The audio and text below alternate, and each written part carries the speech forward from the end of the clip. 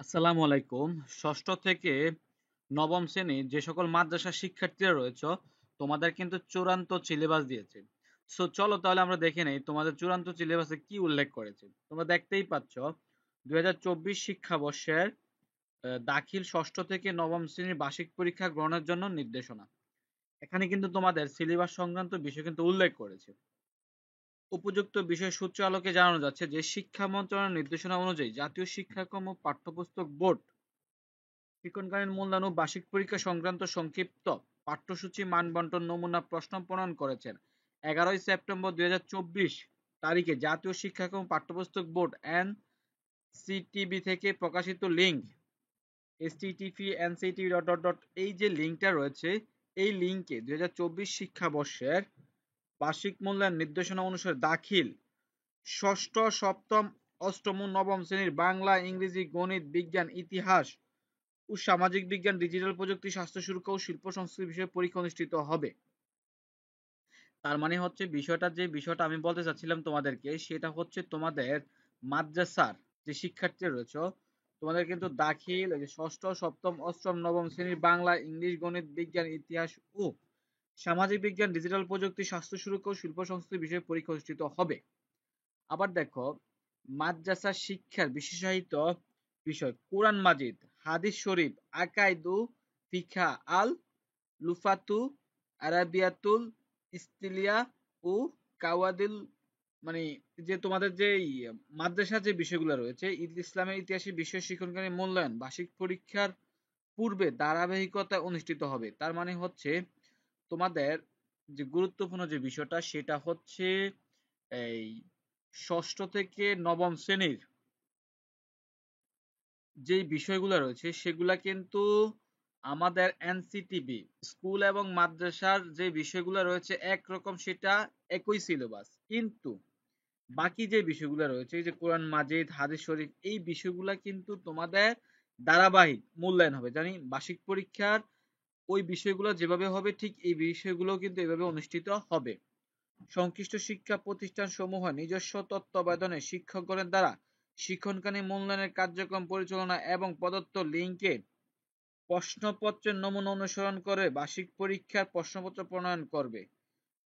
প্রণীত প্রশ্নের সাহায্যে নিজ নিজ শিক্ষা প্রতিষ্ঠানের শিক্ষার্থীরা 2024 শিক্ষাবর্ষে বার্ষিক পরীক্ষা গ্রহণ করবেন।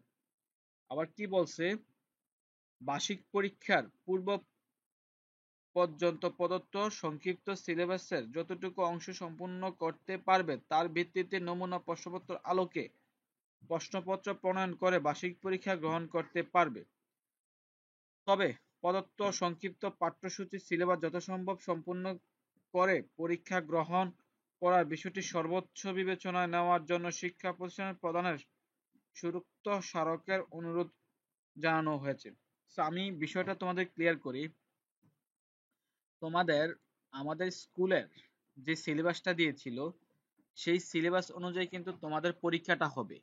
তবে যদি কোনো বিদ্যালয়ের সেই সিলেবাস অনুযায়ী যদি বার্ষিক পরীক্ষা পর্যন্ত কাভার না হয় তাহলে চাইলে শ্রেণী শিক্ষক তোমাদের সিলেবাসটা সংক্ষিপ্ত করতে পারবে।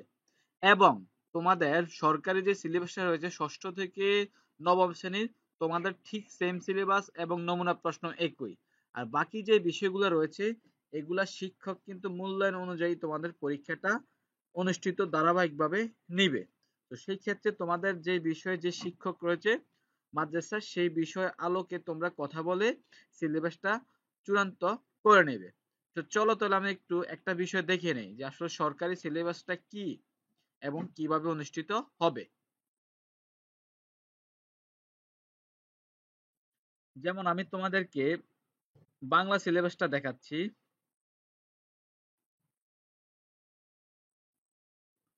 দেখো আমি তোমাদেরকে বাংলা সিলেবাসটা দেখাচ্ছি, এটা হচ্ছে সরকারি সিলেবাস, ষষ্ঠ শ্রেণীর বিষয় হচ্ছে বাংলা।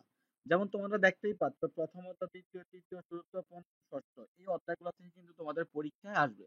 তো মাদ্রাসার যে সকল শিক্ষার্থীরা রয়েছে ষষ্ঠ থেকে নবম শ্রেণী পর্যন্ত প্রত্যেকটা বিষয় কিন্তু এভাবে প্রশ্ন দেওয়া আছে এবং তোমাদের নমুনা প্রশ্নও কিন্তু দেওয়া আছে। তো দেখে নেই, দেখো বাংলার নমুনা প্রশ্ন তোমাদের কিন্তু একটা নমুনা প্রশ্ন দেওয়া আছে। তোমাদের একটা নমুনা প্রশ্ন হুবহু ব্যবহার করা যাবে না। মানে এই প্রশ্নটা কিন্তু হুবহু ব্যবহার করা যাবে না, তবে এর আলোকে তোমরা প্রশ্ন তৈরি করতে পারবা। এই যে তোমাদের দেখো 25টা নৈর্ব্যক্তিক আসবে এবং রচনামূলক প্রশ্ন আসবে। ঠিক এভাবে কিন্তু তোমাদের পরীক্ষার যিনি মাদ্রাসার শিক্ষক রয়েছে বাংলা বিষয়ে অনেক কিছু এভাবে পরীক্ষার প্রশ্ন করবে। তবে তোমাদের সিলেবাসে কিন্তু আছে। তোমাদের শিক্ষক চাইলে কিন্তু তোমাদের সিলেবাসটা সংক্ষিপ্ত করতে পারবে।